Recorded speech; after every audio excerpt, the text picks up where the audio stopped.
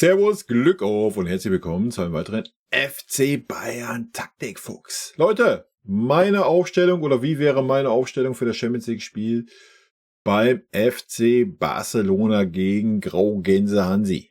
Ja, da gehen wir mal rein. Bevor wir das tun, natürlich der Hinweis, Leute, wenn euch gefällt, was ihr hier seht, abonniert gerne den Kanal auf YouTube, ist für euch völlig kostenlos. Und ihr unterstützt einfach damit, was ich hier so tue. Ja, und damit würde ich sagen, gehen wir mal rein. PK ist erst heute Abend. Ich weiß noch nicht, ob noch jemand ausfällt. Aber ja, die Zeit lässt es gerade nicht anders zu. Von daher fangen wir mal mit den Altbekannten an. Neuer Harry Kane. Ja, ich gehe davon aus, dass eigentlich im Prinzip dieselbe Aufstellung spielen wird wie die letzten Wochen. Ja, dieselbe Startaufstellung auf jeden Fall. Alles andere wird mich überraschen, aber ab und wann ist Winnie ja auch mal für eine Überraschung gut. Aber ja. Neuer ungeprüft gegen Stuttgart. Ich denke, gegen Barca wird das anders aussehen. Dann kann er sich vielleicht mal wieder auszeichnen. Harry Kane hat ja seine tiefe Krise, die er hatte, überstanden. Ne? Ja, dazu unsere Innenverteidigung stellt sich ja auch immer noch selber auf, war aber gegen Stuttgart auch sehr, sehr gut. Ja, gibt's also nichts drüber zu meckern gerade. Ob es für Barcelonas Offensive auch reichen wird, werden wir dann sehen. Ich gehe davon aus, dass ein Davies links agieren wird. Ich gehe auch davon aus, dass ein Davies harte Probleme kriegen wird, weil gerade mit technisch versierten Spielern kommt er nicht so klar. Er kommt super klar, wenn das ein Spieler ist, der ähnlich wie er auch auf Speed setzt. Wird sehr interessant zu sehen sein, aber Fonsi hat ja auch aufsteigende Form, was das Sportliche angeht. Also von daher, ja, ich denke, Rafa beginnt, kann aber vielleicht auch ein Conny Leimer werden. Conny war jetzt auf jeden Fall die letzten beiden Kurzeinsätze, die er hatte, war er auf jeden Fall on point. Und da Vinny da ja schon öfter mal gewechselt hat, wer weiß. Ja. Bei mir würde Guerrero anfangen, das Zusammenspiel mit Kimmich und so. Hat bisher sehr gut geklappt, wobei man da natürlich jetzt auch ein bisschen schauen muss, weil ich sehe König Josh jetzt eigentlich in der Pflicht hier ein bisschen den 8er bis 10er Bereich zu bearbeiten, ja, und nicht mehr hinten der Übermann zu sein, sondern in diese Rolle muss jetzt ein Palhinha rein. Ja. Deswegen würde ich den auch als klare 6 sehen. Ja. Natürlich kann Kimmich da nicht mehr hier das Wechselspielchen mit dem rechten Verteidiger fahren. Ansonsten wirst du hier eine riesen Lücke haben, was die Offensive betrifft. Ja, klar. Ja, ich würde auch Müller aufstellen, auch wenn seine Leistung frech war, muss man ganz klar sagen, gegen Stuttgart in der ersten Halbzeit. Ja. Ich hoffe, die zweite Halbzeit hat ihm ein bisschen Bewusstsein gegeben.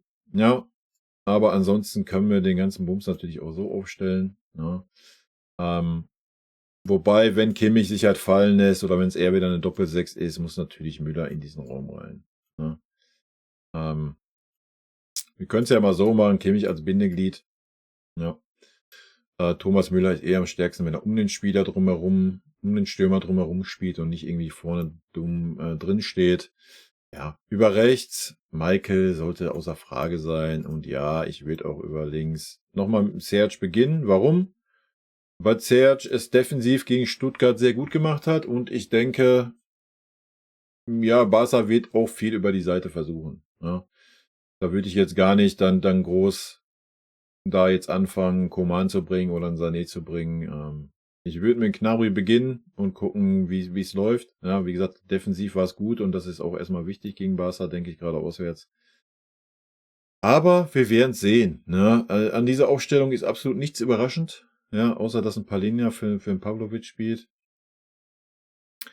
Klar, wenn Musiala fit sein sollte, ja, ist ein Müller wieder raus.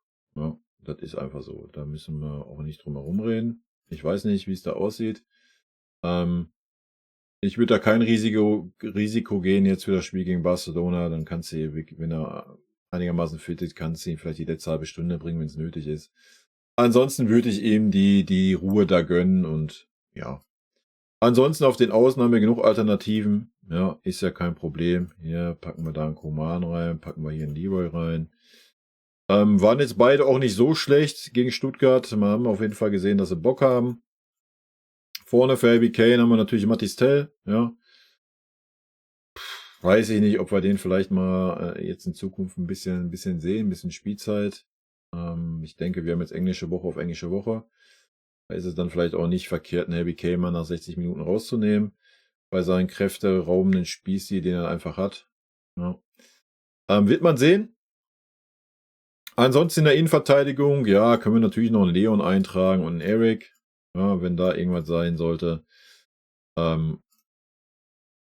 Man darf natürlich nicht vergessen, die Belastung ist natürlich jetzt auch schon wieder da, ne, weil auch die Nationalspieler hatten wieder eine englische Woche, davor war eine englische Woche, jetzt ist eine englische Woche, nächste Woche ist eine englische Woche. Von daher, wer weiß, vielleicht wechselt ein Kompanie auch durch. Ich weiß es nicht, ja, wir werden es sehen. Wir haben natürlich noch einen Aznu als linker Verteidiger als Alternative, ja, oder natürlich auch einen Guerrero, der die Seite switchen könnte. Möglichkeiten gibt es da genug. Ansonsten haben wir natürlich auch einen Conny Leimer und einen Goretzka für die Mittelfeldposition, ja, wo ich jetzt sonst keinen eingetragen habe. Also man sieht ja schon, dass wir Alternativen haben. Aber meiner Meinung nach, es ist ein Champions-League-Spiel gegen Barcelona. Wir haben das Spiel gegen Aston Villa verloren. Deswegen sind wir unter Zugzwang und dann muss man ja die beste Elf aufstellen. Ja. Und kannst dann nach dem Spiel in die Belastung reingehen. Ich glaube, wir spielen dann in der Bundesliga gegen Bochum, wenn mich nicht alles täuscht.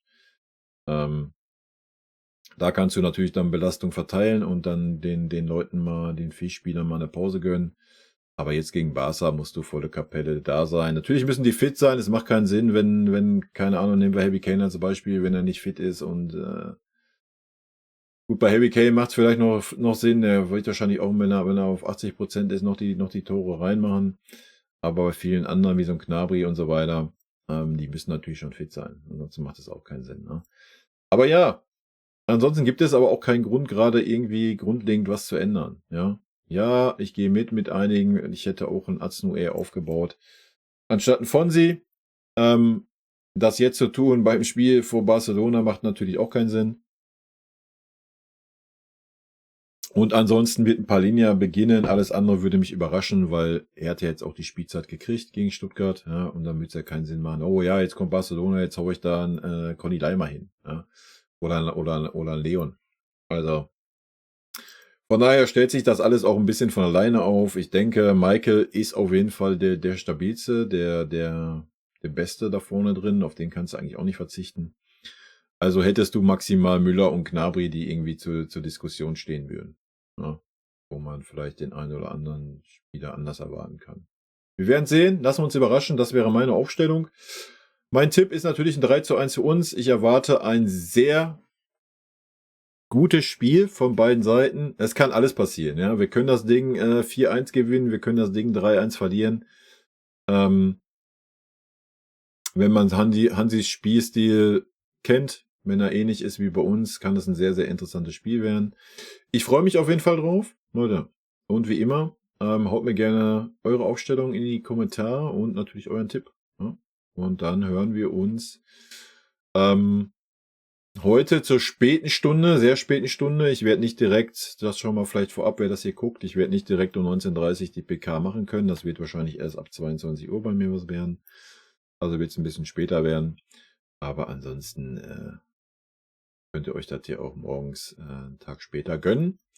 Und spätestens dann nach dem Spiel zur Spielanalyse, wa? Ich wünsche euch ein super, duper Spiel. Ich hoffe, wir sehen ein gutes Spiel und ich hoffe mit einem guten Ergebnis für uns.